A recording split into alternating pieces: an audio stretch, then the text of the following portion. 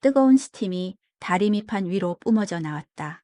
다리미는 닳고 다른 손잡이처럼 내 삶의 일부였다. 아침 7시 세탁소 문을 열고 기계들을 점검하는 것으로 하루가 시작된다. 내 이름은 김은숙. 나이는 52. 직업은 동네 세탁소 사장님. 거창할 것 없는 그저 그런 삶이었다. 7년 전 남편과 이혼하고 하나뿐인 아들은 유학을 떠난 후 소식이 뜸해졌다. 나에게 남은 건 이 낡은 세탁소와 하루하루를 버텨내는 고독이었다. 세탁소는 내게 세상의 모든 것을 가르쳐 주었다.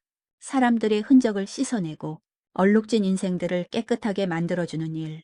하지만 정작 내 마음의 얼룩은 지울 수 없었다.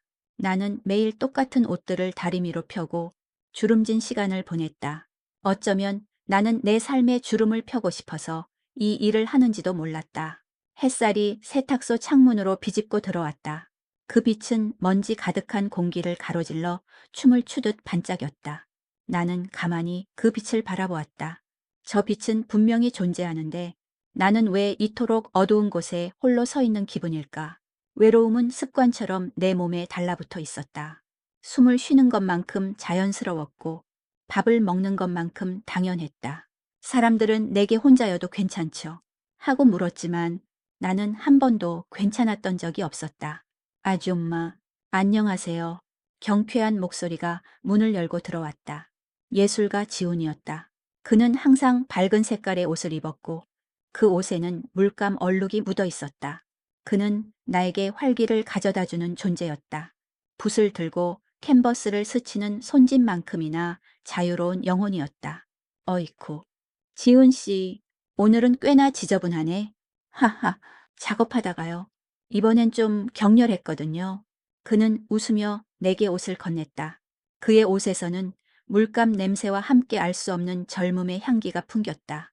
나는 그의 옷을 받으며 그의 손가락 끝에 살짝 스쳤다. 전기가 통한 듯 짧은 순간이었지만 나는 그 감촉을 잊을 수 없었다. 내 손은 오랜 시간 동안 다림이나 옷감 외에는 아무것도 만져본 적이 없었다.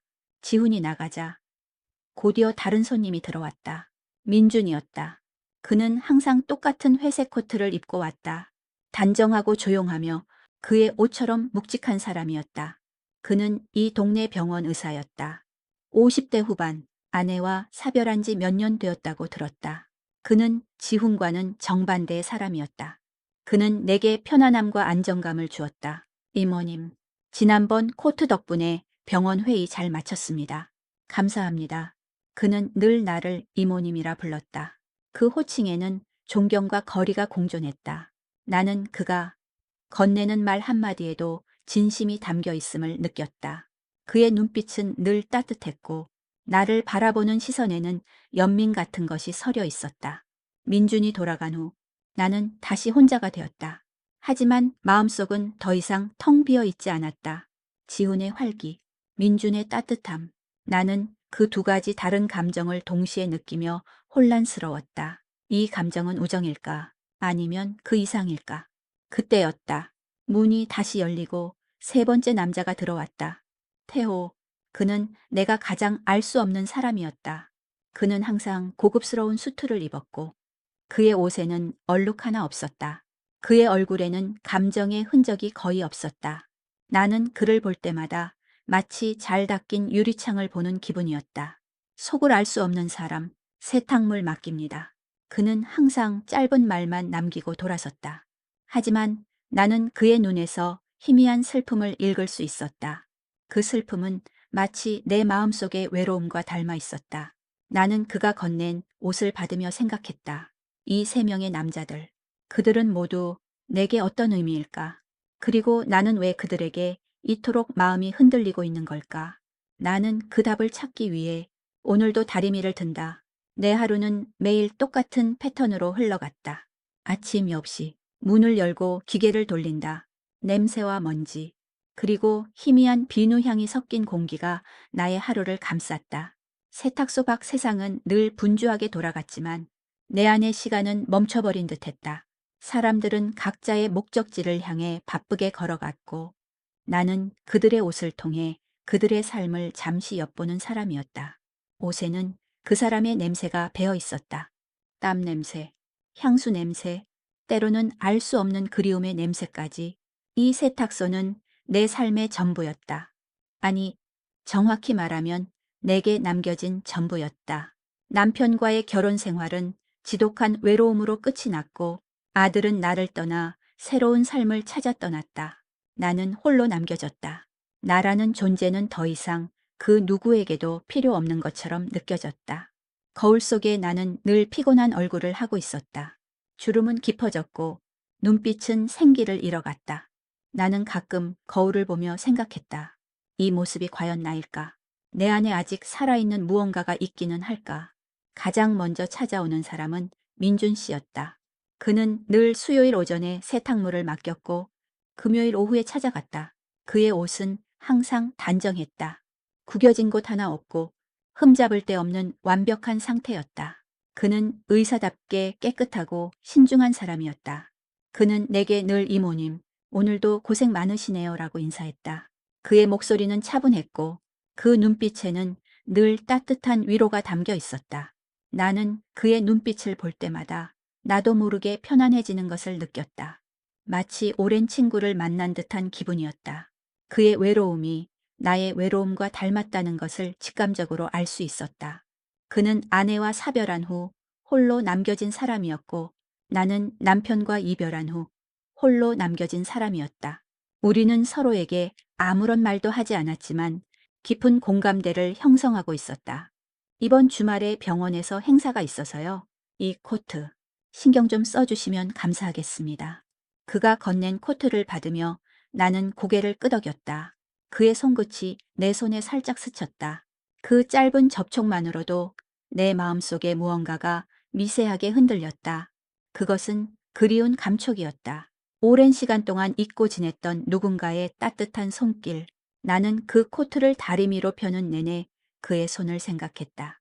그 코트의 주름이 펴질수록 내 마음의 주름도 조금씩 펴지는 듯했다. 민준 씨가 돌아간 후 곧이어 지훈이 나타났다. 그는 예상대로 팔레트를 들고 있었다. 그의 옷은 늘 물감으로 범벅이었다. 나는 그의 옷을 보면 늘 그의 삶이 얼마나 열정적인지 알 수 있었다. 그는 마치 살아있는 색깔 덩어리 같았다. 나는 그의 옷을 받으며 말했다. 지훈 씨, 오늘은 꽤나 심하네. 무슨 그림을 그렸길래? 그래. 이번에는 좀 추상적인 작품이라서요. 제 안에 모든 감정을 쏟아부었거든요. 그의 눈은 반짝였다. 그는 자신의 예술에 대해 말할 때면 어린아이처럼 순수해 보였다. 나는 그런 그의 모습이 부러웠다. 나는 내 안의 감정을 모두 쏟아부을 곳이 없었다. 나는 감정을 억누르며 살아가는 것에 익숙해져 있었다. 아줌마는요? 아줌마의 감정은 어떤 색깔이에요? 그의 질문에 나는 잠시 멈칫했다. 내 감정의 색깔이라니. 나는 한 번도 그런 생각을 해본 적이 없었다. 나는 그저 회색빛으로 물든 삶을 살고 있을 뿐이었다. 글쎄요, 내 감정은 그냥 투명한 색깔이 아닐까. 내 대답에 지우는 고개를 갸웃거렸다. 그는 내게 말했다. 세상에 투명한 색깔은 없어요.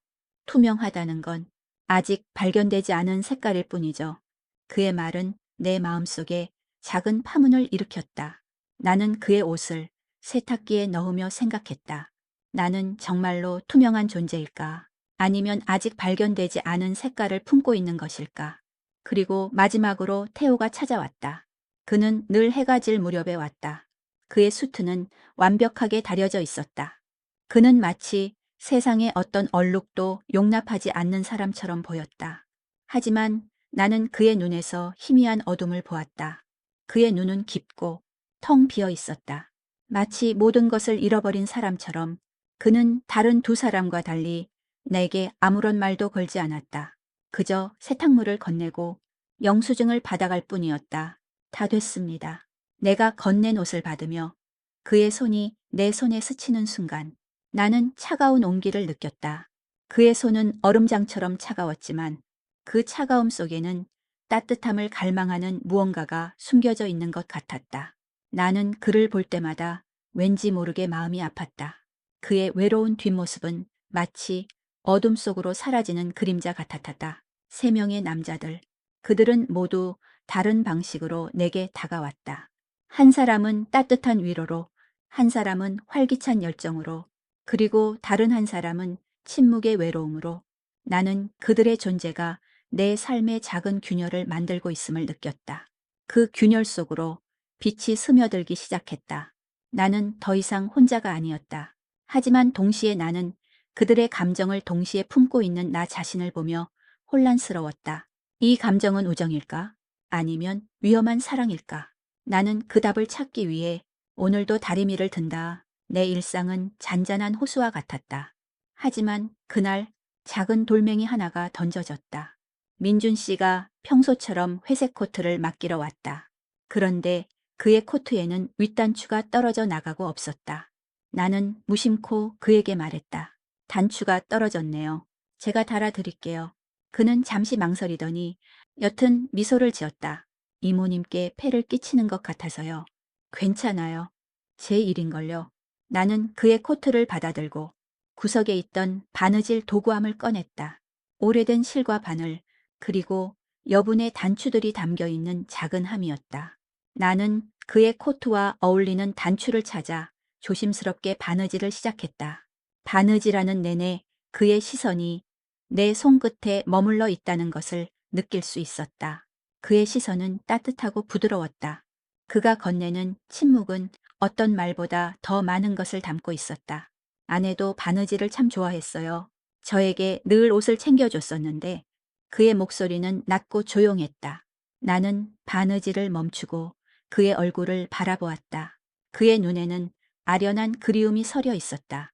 나는 그가 아내를 잃은 슬픔을 아직도 간직하고 있음을 알 수 있었다.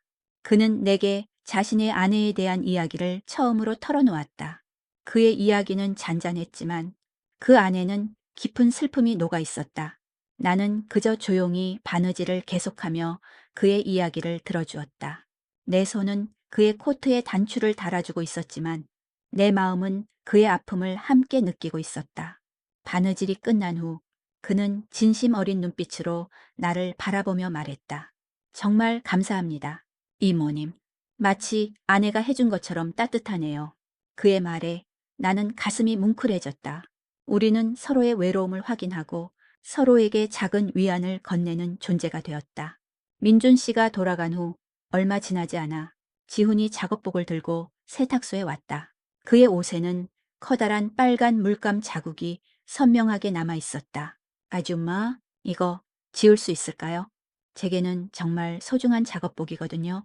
그의 목소리에는 간절함이 묻어 있었다. 나는 물감 얼룩을 살피며 고개를 저었다. 이건 좀 어려울 것 같은데 물감이 깊이 배어서 내 말에 그의 얼굴이 실망한 표정으로 변했다. 괜찮아요? 이걸 보면 제가 얼마나 열정적으로 작업했는지 알 수 있으니까요. 그는 그렇게 말했지만 나는 그의 눈에서 희미한 아쉬움을 읽을 수 있었다. 나는 그의 작업복을 들고 특별한 얼룩 제거제를 가져왔다. 이건 제가 특별히 아껴두는 건데 한번 써볼게요. 그의 눈이 다시 빛났다. 나는 그의 작업복을 정성스럽게 문질렀다. 얼룩은 쉽게 지워지지 않았다. 하지만 나는 포기하지 않았다. 나는 마치 그의 열정을 지켜주고 싶다는 듯이 끈질기게 얼룩을 지워나갔다. 그는 내 옆에 서서 내 손길을 바라보았다. 아줌마, 정말 대단하시네요. 그림은 포기하는 법을 알아야 한다고 하는데 아줌마는 포기할 줄 모르시네요. 나는 그의 말에 웃음을 터뜨렸다. 글쎄요. 저는 포기하는 법을 모르기 때문에 이렇게 살고 있는 걸지도 모르죠. 마침내 빨간 물감 얼룩이 희미해졌다. 완벽하게 지워지지는 않았지만 처음보다는 훨씬 깨끗해졌다. 지우는 환호성을 질렀다. 역시 아줌마 최고. 아줌마는 제게 영감을 줘요. 다음에 아줌마를 위한 그림을 그려드릴게요. 그는 순수한 아이처럼 기뻐했다. 그의 순수한 열정은 내 마음속에 잊고 지냈던 생기를 불어넣어 주었다. 우리는 더 이상 세탁소 주인과 손님이 아니었다. 우리는 서로에게 영감을 주고받는 예술가와 조력자가 되었다. 그리고 그날 저녁 태호가 찾아왔다. 그의 옷에는 역시나 아무런 얼룩도 없었다. 그는 늘처럼 조용히 세탁물을 맡겼다. 이것만 부탁드립니다. 그는 평소처럼 무표정했지만 그의 손에 들린 셔츠를 보자 나는 깜짝 놀랐다. 셔츠에는 핏자국이 희미하게 묻어 있었다. 나는 그에게 물었다. 이건 혹시 다치신 건가요? 내 질문에 그는 잠시 멈칫했다. 그는 아무런 대답도 하지 않았지만 그의 눈빛은 흔들렸다. 그 눈빛은 마치 오랜 시간 동안 꾹꾹 눌러 담아왔던 상처를 보여주는 것 같았다. 나는 더 이상 묻지 않았다. 나는 그의 셔츠를 받아들고 조심스럽게 핏자국을 지우기 시작했다. 나는 그의 셔츠를 세탁하는 내내 그가 왜 다쳤을까? 그의 삶은 얼마나 고독하고 아플까를 생각했다. 그를 향한 나의 마음은 단순히 동정이 아니었다. 그것은 알 수 없는 연민과 함께 그가 가진 슬픔을 보듬어주고 싶은 강한 욕구였다. 그날 밤 나는 세탁소에 홀로 남아 있었다. 다리 밑판 위에는 민준 씨의 코트, 지훈의 작업복, 그리고 태호의 셔츠가 놓여 있었다. 세 벌의 옷은 각기 다른 이야기와 감정을 품고 있었다. 그들은 내게 단순한 손님이 아니었다. 그들은 내 삶의 균열을 파고 들어온 세 명의 남자들이었다. 그리고 나는 그들의 옷을 만지며 그들의 삶 속으로 조금씩 걸어 들어가고 있었다. 이 모든 것이 위험한 줄 알면서도 나는 멈출 수 없었다. 세 명의 남자들은 각자의 방식으로 내 삶에 스며들었다. 그들은 더 이상 단순히 세탁물을 맡기는 손님이 아니었다. 민준 씨는 나를 동네 작은 카페로 초대했다. 그는 항상 오후 3시 그의 병원 진료가 끝나는 시간에 맞춰 나를 찾아왔다. 우리는 창가에 앉아 커피를 마셨다. 그는 자신의 아내 이야기를 했다. 그녀가 얼마나 바느질을 잘했는지, 얼마나 따뜻한 사람이었는지, 그리고 그는 나의 이야기를 들어주었다. 나의 이혼, 아들의 유학, 그리고 이 낡은 세탁소에 갇혀버린 내 삶의 이야기를 그는 나의 이야기에 진심으로 귀를 기울여 주었다. 그의 눈빛은 깊고 그 안에는 나의 아픔을 이해하려는 노력이 담겨 있었다. 이모님은 참 강한 분이세요. 그의 말에 나는 고개를 저었다. 강한 게 아니라 그냥 혼자서 버티는 것에 익숙해진 것뿐이에요. 그게 더 강한 거 아닌가요? 혼자서 모든 것을 이겨내는 것. 그의 말은 내 마음속에 묻어두었던 슬픔을 조용히 건드렸다. 나는 그와 함께 있을 때면 잊고 지냈던 따뜻한 감정을 느낄 수 있었다. 그것은 마치 오래된 담요처럼 편안하고 안정적이었다. 나는 그에게서 잃어버린 가족의 온기를 느꼈다. 그와의 만남은 나에게 작은 휴식과 같았다. 지우는 나를 작업실로 초대했다. 그의 작업실은 물감과 캔버스, 그리고 미완성된 작품들로 가득 차 있었다. 그는 내게 자신의 그림을 보여주며 자신의 꿈과 열정을 이야기했다. 그의 눈은 그림을 그릴 때마다 불타는 듯했다. 그는 내게 물었다. 아줌마는 예전에 뭘 좋아하셨어요? 나는 한참을 생각해야 했다. 나는 예전에 무엇을 좋아했었지? 나는 이미 오래전에 나 자신의 취향과 꿈을 잊어버린 사람이었다. 잘 모르겠네요. 그냥 평범하게 사는 것을 좋아했던 것 같아요. 내 대답에 지훈은 웃음을 터뜨렸다. 평범함이 가장 어려운 거라고 하잖아요. 하지만 아줌마는 평범한 삶 속에서도 자신만의 색깔을 가지고 있어요. 그는 내게 붓을 건넸다. 아줌마, 한번 해보세요. 아줌마의 감정을 색깔로 표현해봐요.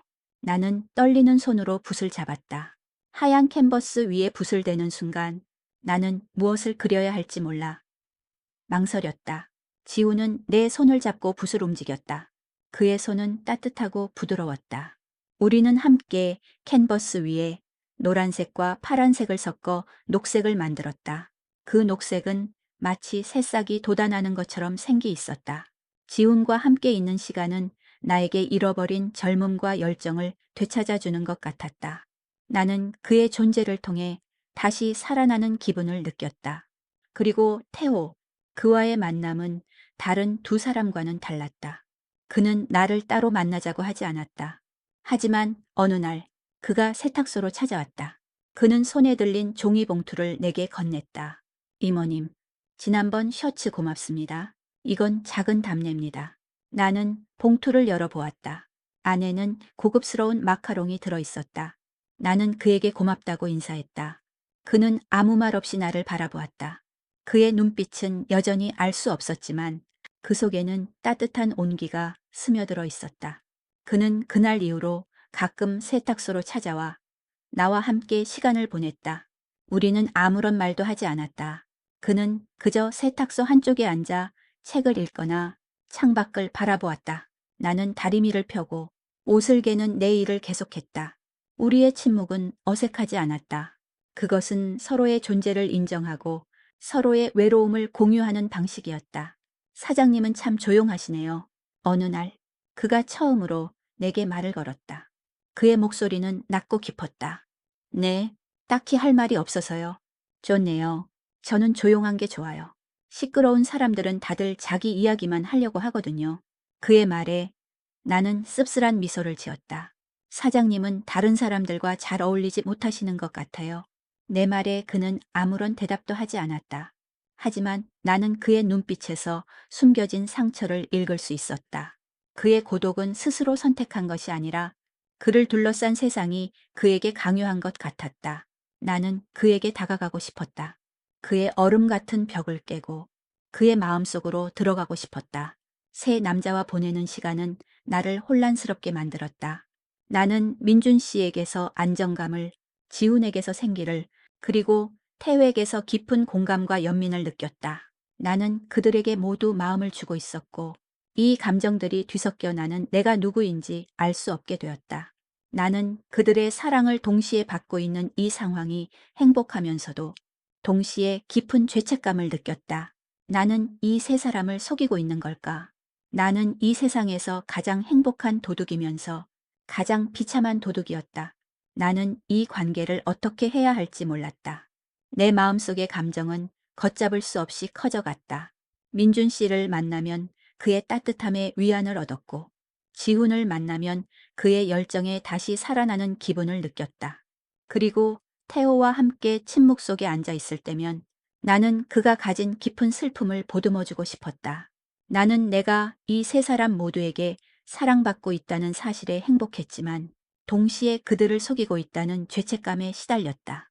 나는 밤늦게까지 세탁소에 남아 옷을 다리며 고민했다.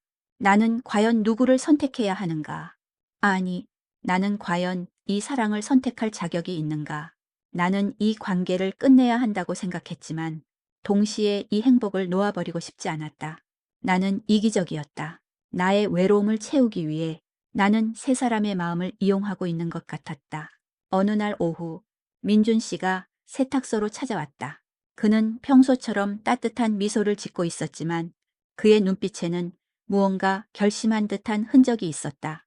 그는 내 앞에 앉아 조심스럽게 말을 꺼냈다. 이모님, 제가 감히 이런 말씀을 드려도 될지 모르겠지만 그의 목소리는 떨리고 있었다. 나는 그의 다음 말을 직감적으로 알 수 있었다.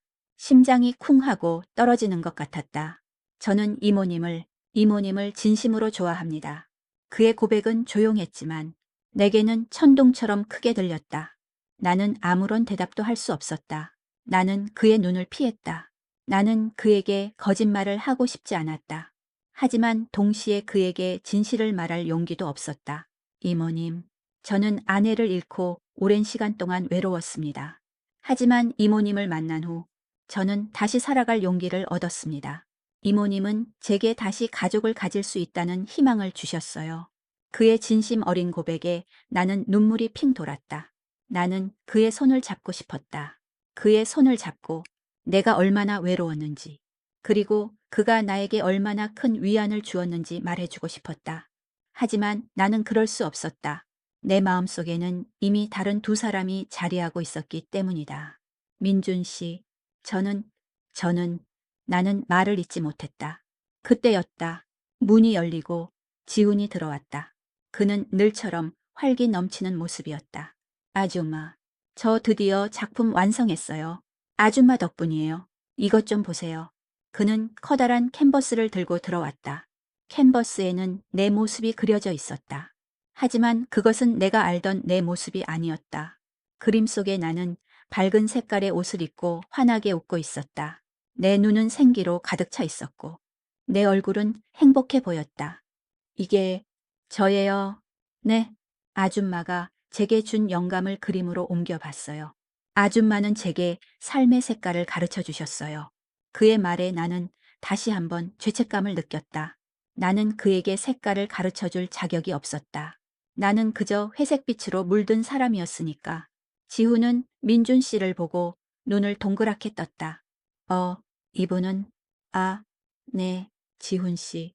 이분은 동네 병원 의사이신 민준 씨예요. 나는 어색하게 그들을 소개했다. 민준 씨는 지훈의 그림을 보고 굳은 표정을 지었다. 그의 눈빛에는 질투와 경계심이 서려 있었다.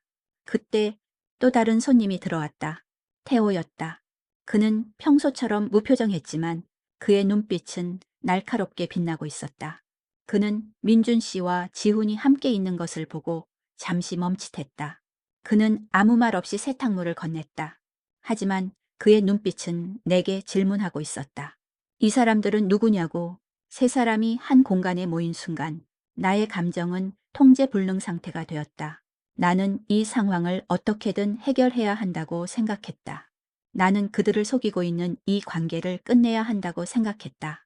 하지만 나는 그럴 용기가 없었다. 이모님, 저와 함께 점심 식사라도 하시는 게 어떠세요? 민준 씨가 내게 다정하게 물었다. 아주엄마, 오늘 저랑 같이 제 작업실에서 밥 먹어요. 제가 맛있는 거 해드릴게요. 지훈이 신나게 소리쳤다.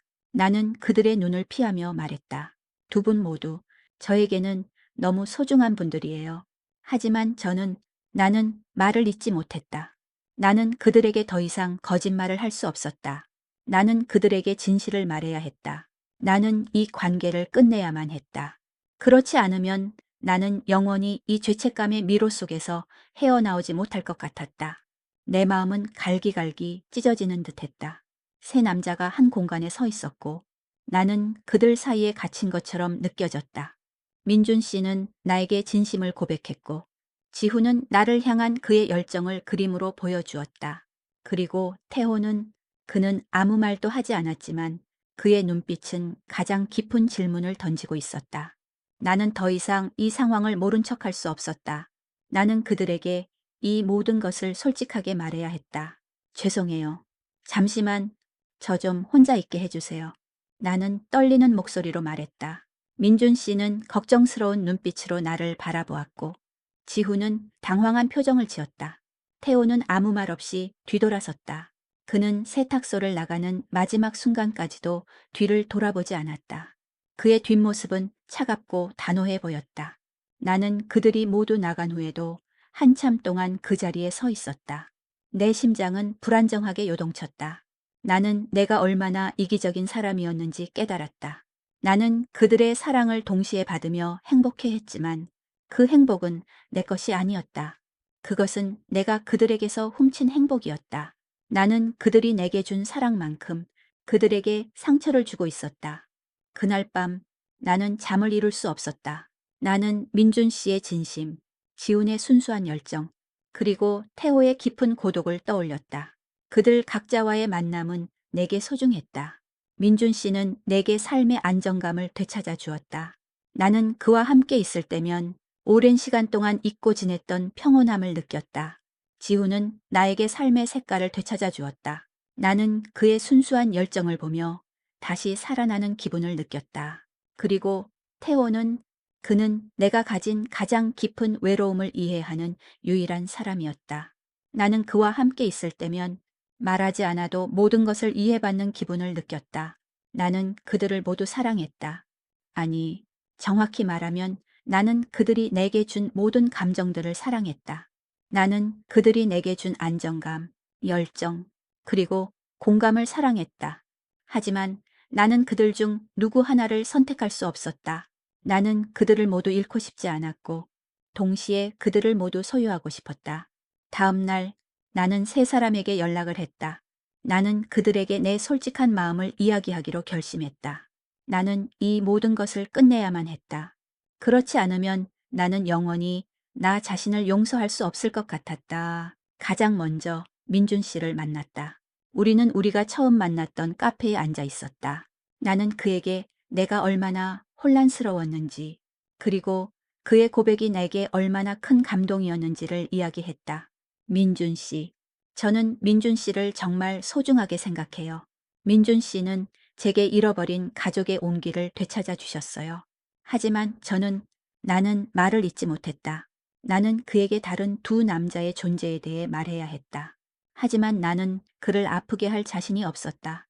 민준 씨는 내 손을 잡고 조용히 말했다. 이모님, 괜찮아요. 저에게 솔직하게 말씀해 주세요. 그의 따뜻한 눈빛에 나는 결국 눈물을 흘리고 말았다. 나는 그에게 모든 것을 털어놓았다.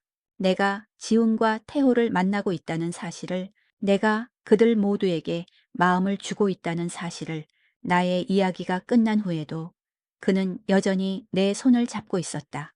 이모님, 괜찮습니다. 이모님도 외로우셨을 텐데 충분히 그럴 수 있어요. 그의 이해심에 나는 더 큰 죄책감을 느꼈다. 그는 나를 원망하지 않았다. 그는 그저 나의 아픔을 이해해 주었다. 그는 내게 말했다. 이모님, 이제는 이모님이 가장 행복한 길을 선택하세요.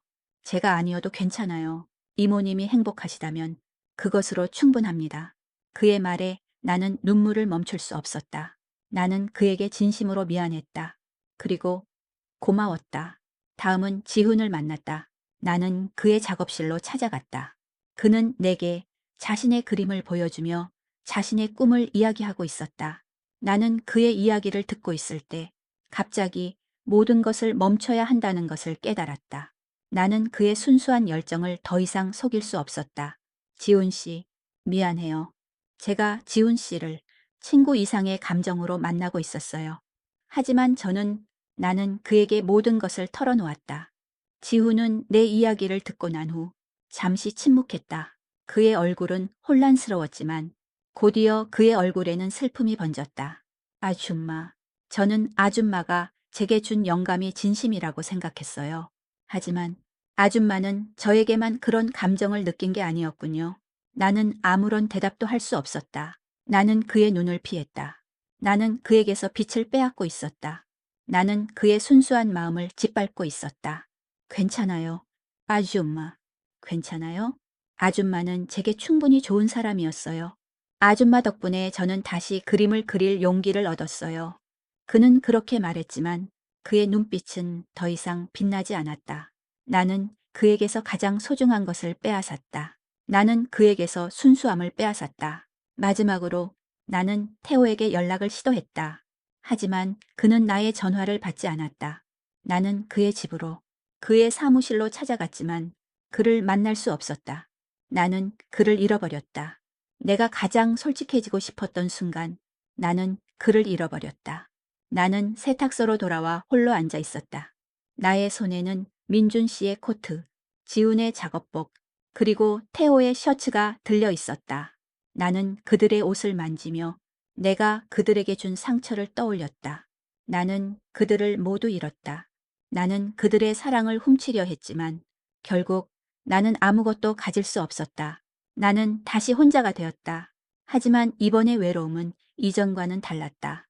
이번의 외로움은 나 스스로가 선택한 외로움이었다. 그것은 내가 이 모든 관계를 끝내고 나 자신에게 솔직해지기로 결심한 결과였다. 나는 이제 내가 어떤 사람인지, 그리고 내가 무엇을 원하는지 알 수 있었다. 나는 나 자신의 마음을 들여다볼 용기를 얻었다. 이제 나는 나 자신을 용서하고 다시 시작해야 한다. 나는 태호가 나를 피하고 있다는 것을 알았다. 나의 모든 연락은 닿지 않았고 그의 집과 사무실은 굳게 닫혀 있었다. 그가 내게서 등을 돌린 순간 나는 비로소 그가 내게 얼마나 큰 의미였는지 깨달았다. 민준 씨와 지훈에게는 솔직하게 말할 수 있었던 마음이 태호에게는 왜 이토록 복잡하게 얽혀 있었던 것일까? 그것은 아마도 그가 가진 깊은 상처가 나의 외로움과 너무나도 닮아 있었기 때문일 것이다. 우리는 서로에게 말하지 않아도 모든 것을 이해하는 존재였다. 나는 그를 잃고 싶지 않았다. 그날 오후 나는 결심을 하고 그의 집 앞으로 찾아갔다. 그의 집은 고요했고 아무런 인기척도 없었다. 나는 문 앞에서 망설였다. 그를 만난다면 나는 그에게 뭐라고 말해야 할까? 나는 그에게 내가 얼마나 이기적인 사람이었는지, 그리고 내가 그를 얼마나 소중하게 생각하는지를 이야기해야 했다. 하지만 나는 그럴 용기가 없었다. 나는 한참을 망설이다가 문을 두드렸다. 태호 씨, 저 은숙이에요. 안에 계신 거 알아요. 저랑 이야기 좀 해요. 아무런 대답도 없었다. 나는 다시 한번 문을 두드렸다. 태호 씨, 미안해요. 제가 잘못했어요. 제가 이기적이었어요. 하지만 저는 태호 씨를 잃고 싶지 않아요. 여전히 아무런 대답도 없었다. 나는 그가 나를 용서하지 않을 거라는 것을 알았다. 나는 그를 아프게 했고 그는 내게서 멀어졌다. 나는 그가 나를 떠났다는 사실에 마음이 아팠다. 하지만 나는 포기할 수 없었다. 나는 매일 그의 집 앞으로 찾아갔다. 아침 일찍 그리고 밤늦게 그의 집은 늘 굳게 닫혀 있었다. 나는 그가 나를 피하고 있다는 것을 알았지만 나는 그를 기다렸다. 나는 그가 나에게 한 번이라도 기회를 줄 거라고 믿었다. 어느 날 밤, 나는 그의 집 앞에서 쪼그리고 앉아 있었다. 비가 내리고 있었다. 나는 비를 맞으며 그의 집 문을 바라보았다. 그때 문이 열리고 그가 나타났다. 그는 우산을 쓰고 있었고 그의 얼굴은 차갑게 굳어 있었다. 무슨 일입니까? 그의 목소리는 낮고 차가웠다. 나는 그의 눈을 바라보았다. 그의 눈은 나를 향한 분노와 실망으로 가득 차 있었다. 나는 그에게 다가가 그의 손을 잡았다. 그의 손은 차가웠지만 나는 그의 손을 놓지 않았다. 태호 씨, 이야기 좀 해요. 제발요. 나는 눈물을 흘리며 그에게 애원했다. 그는 잠시 망설이더니 나를 집 안으로 들였다. 그의 집은 어둡고 조용했다. 그는 나에게 앉으라고 하지도 않았고 아무 말도 하지 않았다. 나는 그저 그를 바라보았다. 그는 내가 알던 그 차가운 사람이 아니었다. 그의 눈에는 슬픔과 함께 깊은 상처가 서려 있었다. 무슨 이야기를 하고 싶으신 겁니까? 당신은 이미 모두에게 솔직해졌고 저를 제외한 다른 두 분과는 관계를 정리했다고 들었습니다. 나는 그의 말에 깜짝 놀랐다. 그가 민준 씨와 지훈에 대해 알고 있었다니. 나는 그에게 어떻게 알았냐고 물었다. 그는 내게 말했다. 그들이 제게 찾아왔습니다. 당신이 왜 그들을 떠났는지, 그리고 왜 당신이 저를 선택했는지에 대해 말해줬습니다. 나는 그들의 말에 죄책감을 느꼈다. 나는 그들을 아프게 했지만 그들은 나를 위해 진실을 이야기해 주었다. 나는 그들에게 진심으로 고마웠다. 태호 씨, 저는 태호 씨가 저에게 가장 소중한 사람이라는 것을 깨달았어요. 제가 이기적이었고 당신에게 상처를 줬어요. 하지만 저는 당신을 잃고 싶지 않아요. 나의 고백에 그는 아무런 대답도 하지 않았다. 그는 그저 나를 바라보았다. 그의 눈빛은 여전히 알 수 없었다. 나는 그의 침묵에 불안해졌다. 그는 나를 용서하지 않을 거라는 것을 알았다. 당신은 왜 저를 선택했습니까? 그의 질문에 나는 잠시 망설였다. 나는 그에게 솔직하게 말해야 했다. 저는 태호 씨와 함께 있을 때 제가 가진 가장 깊은 외로움을 이해받는다고 느꼈어요. 태호 씨의 눈에서 제가 가진 슬픔을 보았어요. 저는 태호 씨를 보듬어주고 싶었어요. 나의 대답에 그의 얼굴은 미묘하게 흔들렸다. 그는 나를 빤히 바라보았다. 그리고 그의 눈에서 눈물이 흘러내렸다. 나는 깜짝 놀랐다. 그는 내가 알던 그 차갑고 무표정한 사람이 아니었다.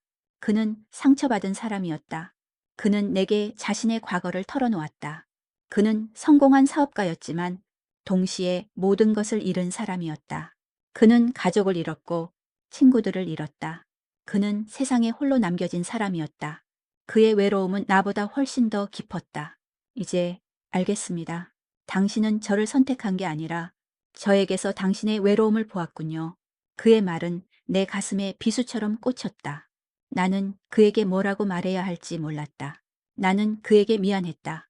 나는 그를 사랑한다고 생각했지만 사실은 나 자신을 사랑하고 있었던 것이다. 나는 그의 상처를 통해 나의 상처를 치유하고 싶었던 것이다.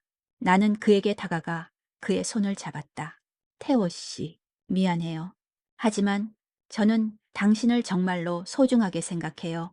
저는 당신의 상처를 함께 보듬어주고 싶어요. 당신의 외로움을 함께 나누고 싶어요. 나의 진심 어린 고백에 그는 아무런 대답도 하지 않았다. 그는 그저 나를 바라보았다. 그의 눈빛은 여전히 슬픔으로 가득 차 있었지만 그 슬픔 속에는 희미한 희망이 싹트고 있었다. 나는 그가 나를 용서할지 아니면 나를 떠날지 알 수 없었다. 하지만 나는 그가 나를 떠나도 괜찮다고 생각했다.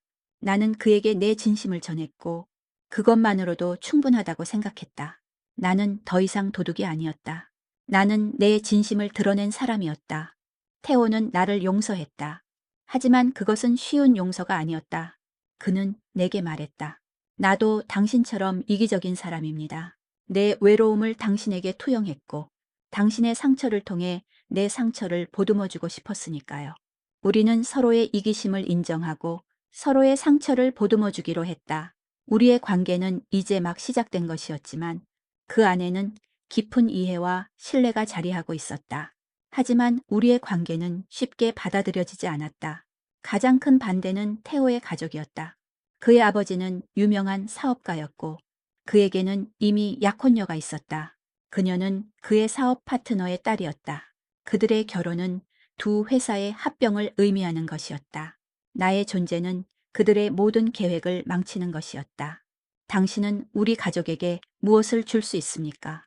당신은 그저 동네 세탁소 주인에 불과합니다. 내 아들에게는 더 나은 사람이 필요합니다. 태호의 아버지는 나를 모욕했다. 나는 그의 말에 상처를 받았지만 나는 굴하지 않았다. 나는 그에게 말했다. 저는 태호 씨에게 아무것도 줄 수 없습니다. 하지만 저는 태호 씨의 외로움을 보듬어 줄 수 있습니다. 그것만으로도 충분하지 않나요? 나의 말에 그는 코웃음을 쳤다. 그는 나를 경멸하는 눈빛으로 바라보았다. 나는 그에게서 돌아섰다. 나는 태호에게 미안했다. 내가 그의 삶을 복잡하게 만들고 있다는 것을 알았다. 태호는 그의 아버지와 맞섰다. 그는 아버지에게 말했다. 아버지, 저는 제 인생을 살고 싶습니다. 저는 더 이상 아버지의 꼭두각시가 아닙니다. 저는 은숙 씨와 함께하고 싶습니다. 하지만 그의 아버지는 그의 말을 듣지 않았다.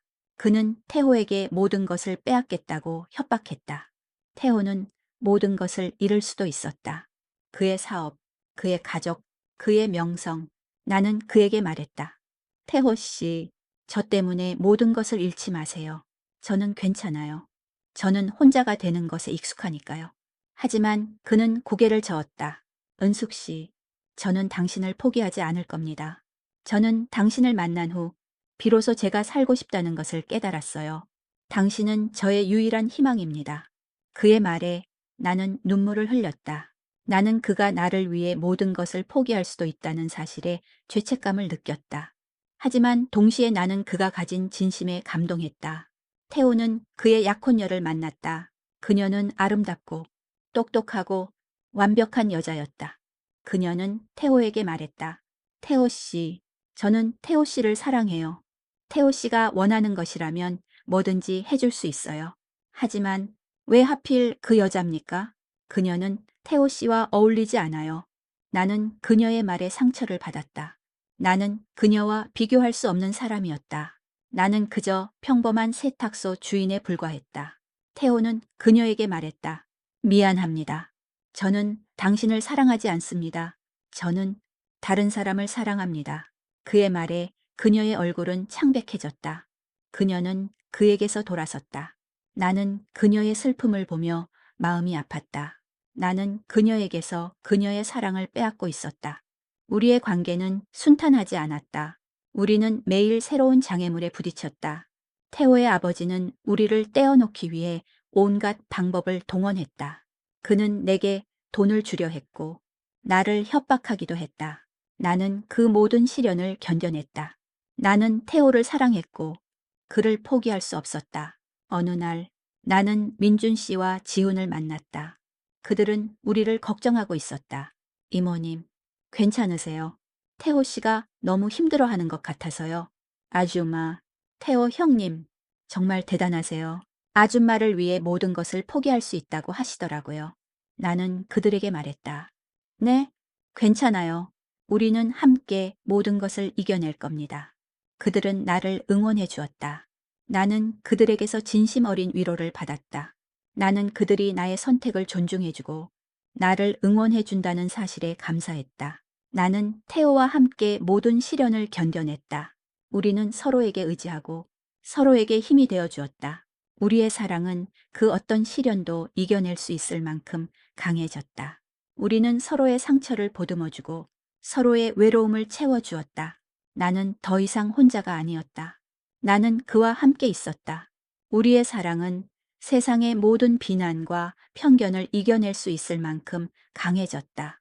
우리는 서로에게 가장 소중한 존재가 되었다. 우리의 관계는 세상의 모든 비난과 편견을 이겨내고 있었다. 하지만 진정한 시련은 외부가 아닌 우리 내면에 있었다. 우리는 서로의 가장 깊은 상처를 마주해야 했다. 태호는 사업가로서 성공했지만 그 성공 뒤에는 가족과의 깊은 불화가 숨어 있었다.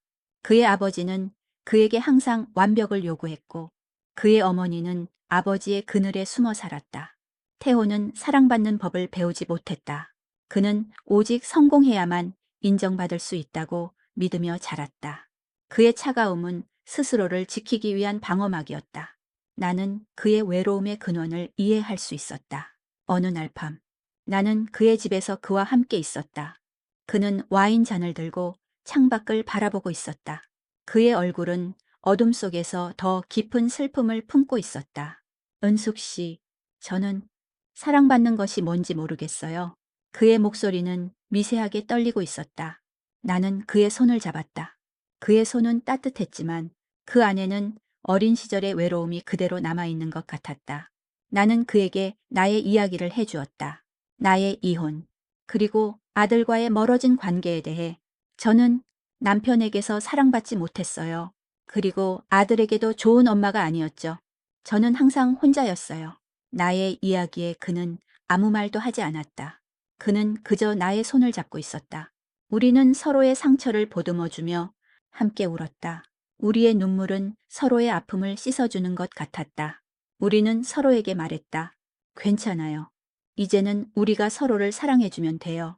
우리는 서로의 과거를 마주하며 서로를 용서했다. 나는 나의 이기적인 마음을 용서했고 그는 자신이 사랑받지 못했다고 믿었던 과거를 용서했다.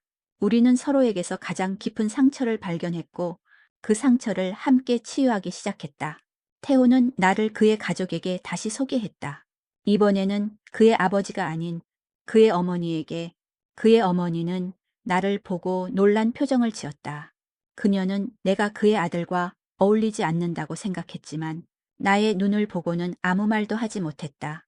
나의 눈에는 내가 가진 모든 슬픔과 그리고 태호를 향한 진심이 담겨 있었기 때문이다. 아드님을 잘 부탁드립니다. 그녀는 내게 그렇게 말했다. 그녀의 목소리는 떨리고 있었지만 그 안에는 진심이 담겨 있었다. 나는 그녀가 나를 받아들여 주었다는 사실에 감동했다. 그 후 태호는 그의 아버지에게 자신의 사업을 포기하겠다고 선언했다. 그는 더 이상 아버지의 꼭두각시로 살고 싶지 않다고 말했다. 그의 아버지는 충격을 받았지만 태호의 단호한 눈빛을 보고는 아무 말도 하지 못했다.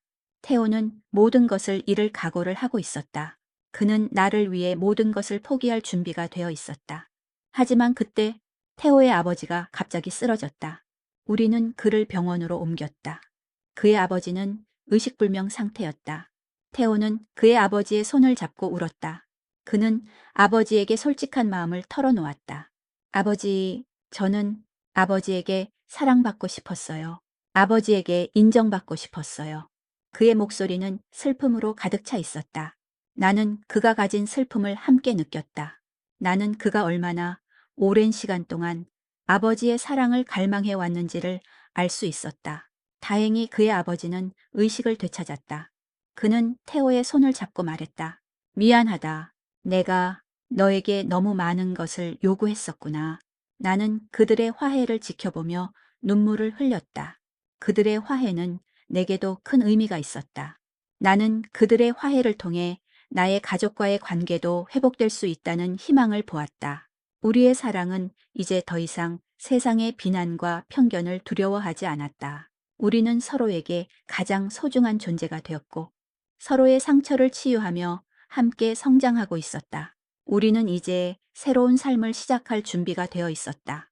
우리의 사랑은 이 모든 시련을 이겨내고 우리를 더 강하게 만들었다. 세탁소는 여전히 그 자리에 있었다. 하지만 그 공간을 채우는 공기는 더 이상 외롭지 않았다. 이제 나는 혼자가 아니었다. 태호와 나는 이 낡은 세탁소에서 우리의 새로운 삶을 시작했다. 그는 더 이상 냉철한 사업가가 아니었다. 그는 다정하고 따뜻한 사람이었다. 그는 매일 아침 내게 모닝커피를 타주었고 나는 그에게 깨끗하게 다려진 셔츠를 건넸다. 우리의 하루는 그렇게 소소한 행복으로 채워졌다. 민준 씨는 여전히 나의 단골 손님이었다. 하지만 이제 그는 나를 은숙 씨라고 불렀다. 그는 나의 선택을 존중해 주었고 우리의 행복을 진심으로 축복해 주었다. 그는 내게 말했다. 은숙 씨, 당신이 행복하다면 그것으로 충분합니다. 그의 따뜻한 눈빛은 여전했다. 우리는 이제 친구가 되었다. 우리는 서로의 삶을 응원하고 서로에게 힘이 되어주는 소중한 존재가 되었다. 지훈도 가끔 세탁소로 찾아왔다. 그는 더 이상 내게서 영감을 얻으려 하지 않았다. 그는 자신의 그림을 완성했고 이제는 그의 그림이 세상에 빛을 발하고 있었다. 그는 내게 말했다. 아줌마가 제게 가르쳐준 색깔을 저는 아직도 기억해요. 나는 그에게서 잃어버린 젊음과 열정을 되찾았다. 나는 그에게서 순수한 열정을 배웠다. 우리는 이제 서로에게 영감을 주고받는 예술가와 조력자가 아닌 서로의 삶을 응원하는 친구가 되었다. 태호의 아버지도 더 이상 우리를 반대하지 않았다. 그는 우리가 가진 사랑을 인정해 주었다. 그는 내게 말했다. 은숙 씨, 내 아들을 행복하게 해주시오. 당신은 내 아들에게 가장 소중한 사람이오. 나는 그의 말에 눈물을 흘렸다. 나는 그에게서 가족의 따뜻함을 느낄 수 있었다. 우리는 이제 함께 산다. 우리의 집은 더 이상 텅 비어 있지 않았다. 우리의 집은 우리의 사랑과 우리의 웃음소리로 가득 차 있었다.